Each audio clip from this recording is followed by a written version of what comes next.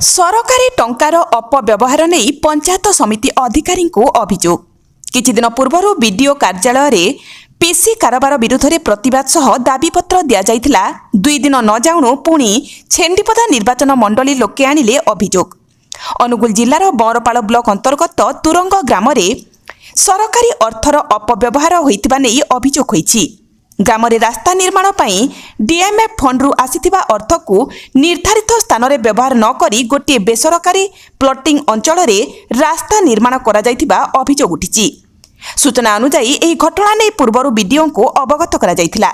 BDO महाशय विषयटी को बुझिबे बोली कहिथिले मध्य परे कोनोसी पदक्षेप निया जाई नथिबारु ग्रामवासी मध्यरे असंतोष प्रकाश पाइछि। अभियोग अनुसार जड़े प्रभावशाली व्यक्ति बेसरकारी प्लॉटिंग जगार सरकारी अर्थरे रास्ता निर्माण होइथिबारु एहाकु नेई विभिन्न प्रश्न सृष्टि होइछि। एहाकु नेई तुरंग ग्रामर किछि लोक बीडीओ को अभियोग करिसंती। ग्रामवासी माने अभियोग करिसंती जे जेउ अर्थर अनियमितता होइछि सेही टंका को ग्रामर बाकी रहितिबा उन्नयन कामरे व्यवहार करा जाउ ओ घटनार तदंत करा जाउ। अनुगुलु सुशांत कुमार सामल का रिपोर्ट।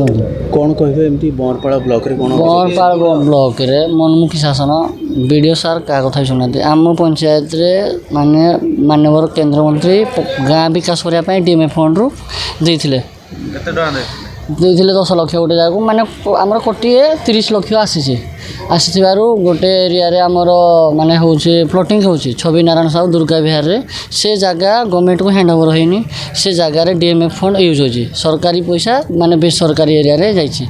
सेति पई हमें काली जो दिन काम आरंभ होला मु बीडीओ सार को फोन करथिली कहली सार एडा हमर गवर्नमेंट लैंड नुहे। सार कहले मते जे प्रत्युत्तर देले जे सेटा गवर्नमेंट लैंड 50 मीटर जोड़ा अछि सेटा प्राइवेट लैंड बालकृष्ण साउनार अछि बोली मते कहले। मु एड कहले सार ठीक अछि आपण आसंतु गूगल मैप रे मु काली तथ्य भी देछि 4टा प्लॉट नंबर देछि आपण माने भी जाई करी देखि परिबे। तो अबे हमें देखु तुरंगा रे बहुत जगह रे रास्ता काम होछि फलकर भी ना लिखाइली सेटा हमर अटकल लिखु नाहंती जेहेतु सरपंच क्षेत्र लिप्त अछंती तापर बीडीओ सार अछंती जे सार भी हमर रहउछंती सेति पई सेटा असुविधार कारण होछि। तो कौन वीडियो को अभियोग कला पर कौन प्रति वीडियो अभियोग कले जे वीडियो काल तो नथिले आमे बड़ बाबू को एप्लिकेशन देकरी आसीछु से मु कहिछि जे आपण 5 दिन भीतर हमको सेटा तदंत करना जणा तो नहले मु पंचायत सारा लोक को धरि आसी रे घेरो करबी।